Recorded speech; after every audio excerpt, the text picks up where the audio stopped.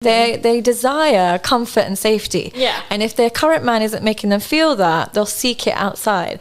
But they're actually seeking comfort and security. And if the first guy they meet can give them that, they're laughing through life. Yeah. So laughing through life. Yeah, really. But there is like, you know, a lot of people who say this, and I've actually seen people, I don't know if they are, but they claim to be like relationship coaches on TikTok, but I've seen their pages and they don't look like one. So it's quite concerning that they're actually putting content out, not actually doing what they're saying, if that makes sense. But anyways, I've seen videos on TikTok and it's like, oh, you shouldn't just be in one relationship your whole life. Like you should, you know, not necessarily cheat and experiment, but you know, you should almost be out there a bit more. Like you shouldn't always be in that one relationship your whole life. I don't agree. I disagree. I think that if you have, if you know, it is your first relationship, and as you said, you're comfortable, you're safe, you're both loving each other, you're both for each other. Why should you're you go missing out on else? nothing? Exactly. You're missing out on nothing but novelty. And all that new relationships do is create new either desires or traumas. That's all they do. They either create new expectations. So if you have lots of great relationships in a row, all it does is like, well, my ex used to do this. Blah, blah, blah. So all it does is create more expectations, and expectations is a killer of joy. The more expectations you have, the less satisfaction.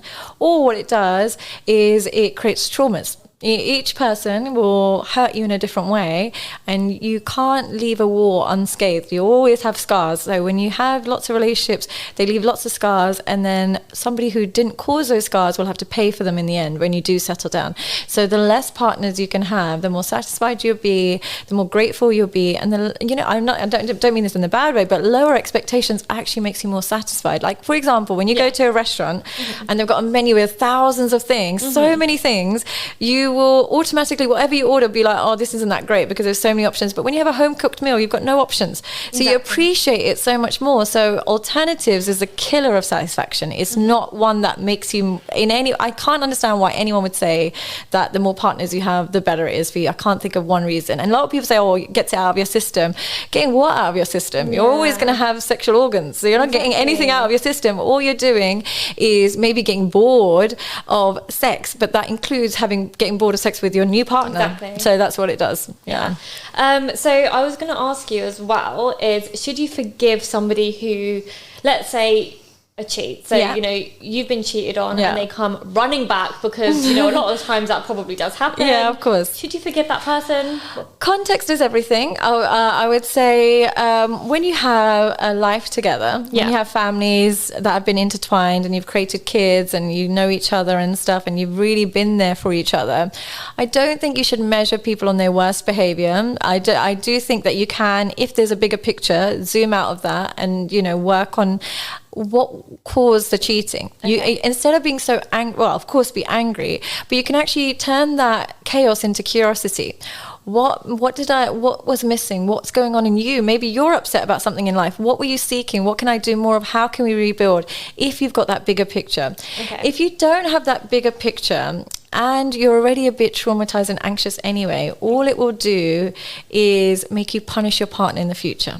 Yeah. All you'll do is collect more data against them until you ruin what's left. So I would say it depends on the person, but if you are secure and you've got a bigger picture, there's people out there that have been together for 10 years, they've buried parents together, like they've gone through long marriages and they've got kids together. And if somebody steps out of boredom or desire or just seeking a feeling, can you rebuild from that? I would say when you've got kids, your happiness should derive from keeping the home together, not just about you. But when you don't have that, it's difficult, especially if you are anxious as a person. All it will do is traumatize you further, and your relationship will fall apart anyway. So you're just you're flogging a dead horse in that case. So it depends. To be fair, I really agree with that. Like situation dependent. You Everything, know? and it's life, isn't it? Yeah. So you also did a video on anxious attachment. Yes. And I feel like that's become a lot more common in this generation, especially with, you know, social media now. Like for example, when my parents probably, you know, got to know each other, there was probably no such thing as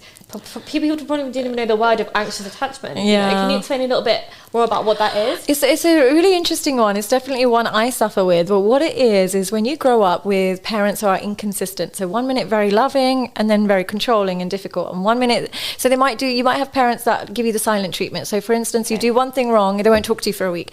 So you learn that the people that love you can leave you, love you, leave you, love you, leave you. You learn that. So when you go into relationships, you're going in with a mindset that this person is going to love me today, but if I do one thing wrong, they're going to leave me. So, or they're going to leave me anyway. They're going to abandon me at some point. So what you do is you go into the relationship vigilant, hyper vigilant for signs and threats that they're going to abandon you. And what it manifests as is jealousy. So you will say, for example, they say, I've got a new workplace. Instead of being like, congratulations, in your head, you're like, okay, who's working with you? And it better not be some bitch. In your head, it's like, you literally, your brain goes there. You won't be like, oh, you know what, congratulations. Your brain goes somewhere else. It's awful. Or like, they'll say, I've started a new gym. You're like, okay, better be a boys' gym. Like, you know, like your brain will go straight there. And it's nonsense. It's crazy that you can feel that way, but you can't help it. Your brain is designed to look for dangers when you have that type of attachment. And it's really draining on the person you're with. Really, really draining on that person you're with, because there's only so much they can do as one person, because they didn't create that anxiety. They didn't, So they're getting all the punishment with none of the creation, so they don't know how to undo the damage. So it's really, really difficult, and it's really draining, and it's a real sad thing, because the anxious person has so much love to give. I know. They're so loving.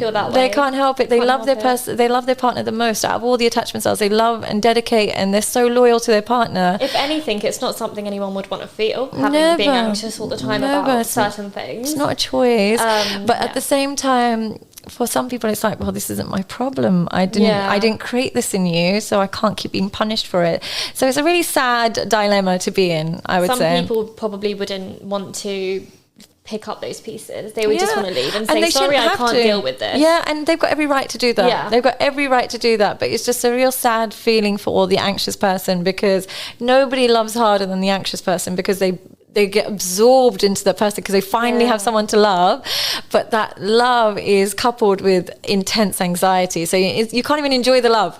You're like, I love this person to death, but all I'm doing is worrying that they're going to leave me, and it's a sad feeling. It's really sad, and you can't help your childhood, and you can't choose your childhood, but you have to at least take some accountability and remember, if your partner didn't cause this anxiety, stop punishing them for it. Do you have any tips on how to kind of relieve it a little bit more? Yeah, really track your thoughts. So every time you get anxious, just remember, this isn't because my partner's cheating. It's because I'm an anxious person and I love this person so much. And right now I'm feeling, for some reason, it might just even be hormonal. For some reason, I'm worried this person's going to leave me. But remind yourself that your worry doesn't mean it's valid.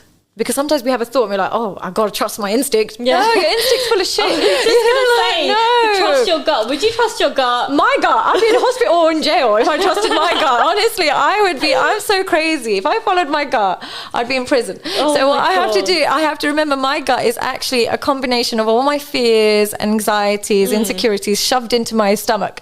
And so I will literally jump to, oh, he's doing this, that, and the other. But it's not real. It's not like, it's not gut. It's actually fears that are being triggered. Gut might be something simple like, I'm going to be late, I better leave early, or something like that. Gut is simple things.